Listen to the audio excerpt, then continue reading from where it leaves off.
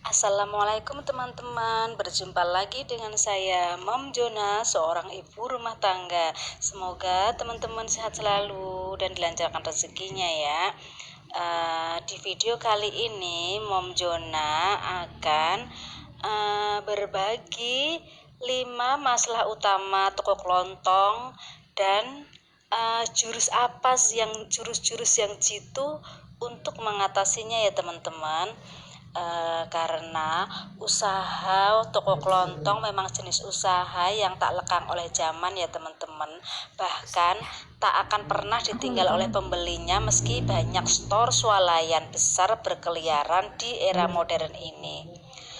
9 bahan pokok yang akrab dikenal sebutan sembako adalah kebutuhan pokok seperti gula, telur, minyak, tepung beras, susu, garam, dan lain sebagainya.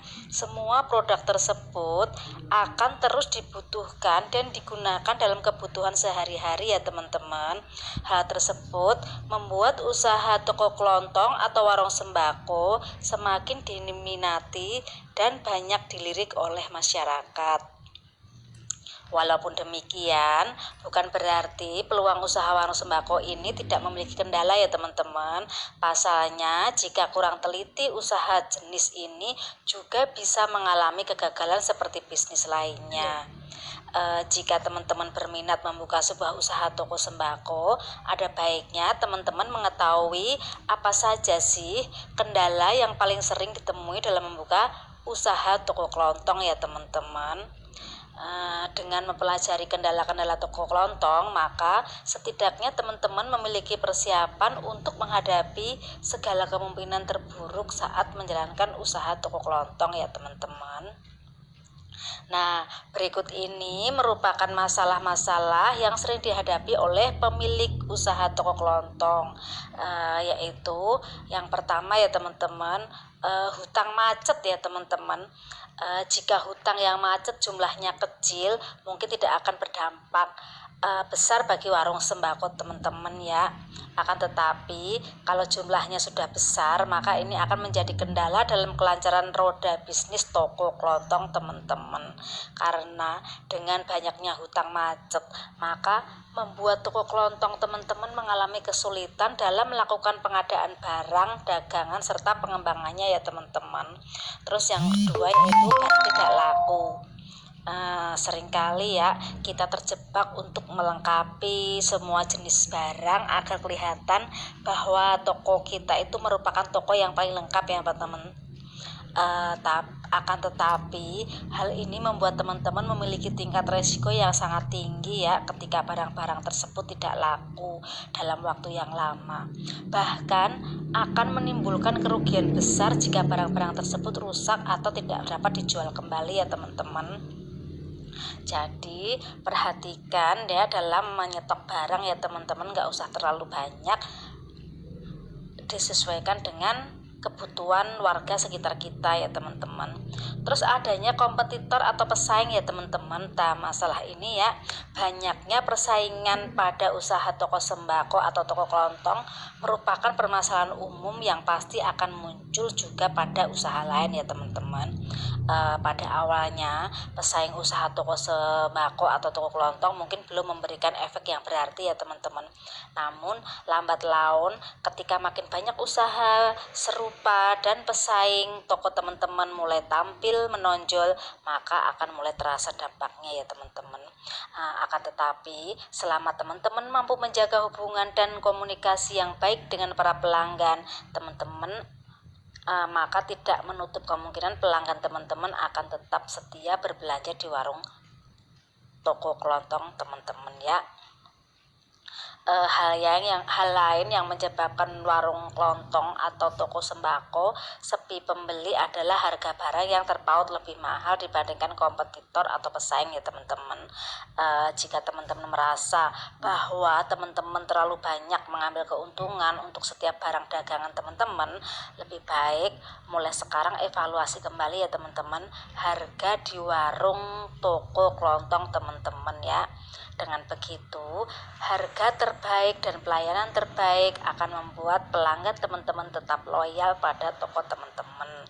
Terus yang selanjutnya yaitu barang kadaluarsa atau rusak ya teman-teman. Kendala yang sering dihadapkan pada toko kelontong adalah barang kadaluarsa dan barang rusak ya teman-teman. Hal ini akan berdampak pada konsumen yang enggan membeli pada toko teman-teman di kemudian hari jika mereka mengetahui barang-barang yang teman-teman jual banyak ya kadaluarsa atau mendekati kadaluarsa ya teman-teman. Masalah barang dagangan yang rusak sering ditemuin pemilik usaha warung sembako ya teman-teman. Barang dagangan yang rusak bisa disebabkan saat pengangkutan atau adanya kesalahan saat penyimpanan dan kerusakan akibat tertimpa barang lain ya teman-teman yang lebih berat. Selain itu, kerusakan barang dagangan di warung sembako atau toko kelontong umumnya sering juga dipicu oleh hewan perusak seperti tikus dan semut ya teman-teman. Apalagi sekarang musim tikus ya teman-teman, nggak di warung, nggak di toko, nggak di sawah, nggak di rumah, itu sekarang hamanya yaitu tikus ya teman-teman. Maka kita harus pandai-pandai untuk merawat, untuk menyimpan barang-barang dagangan kita ya. Untuk mengatasi kendala tersebut, teman-teman dapat melakukan langkah berikut ini ya.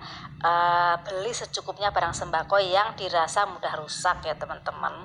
Terus selalu lakukan pengecekan barang ya teman-teman sebelum barang tersebut disimpan sehingga dapat dipastikan tidak ada kerusakan ya. Terus pastikan pula tempat penyimpanan bersih dan bebas dari hewan-hewan pengganggu ya seperti tikus, semut kayak gitu ya teman-teman. Terus berikan diskon kepada pelanggan jika barang tersebut memang akan mendekati tanggal kadaluarsa ya teman-teman. Hal ini dapat memperkecil kerugian toko teman-teman. Misalkan nih expirednya kurang 1 bulan lagi, nah maka teman-teman tawarkan ke pelanggan, siapa yang mau nih ada barang yang expirednya mendekati expired, nah nanti dikasih potongan harga, seharusnya harganya 10.000 misalkan ya teman-teman, terus kita kurangin 2.000 jadi 8.000. Nah begitu caranya untuk mengurangi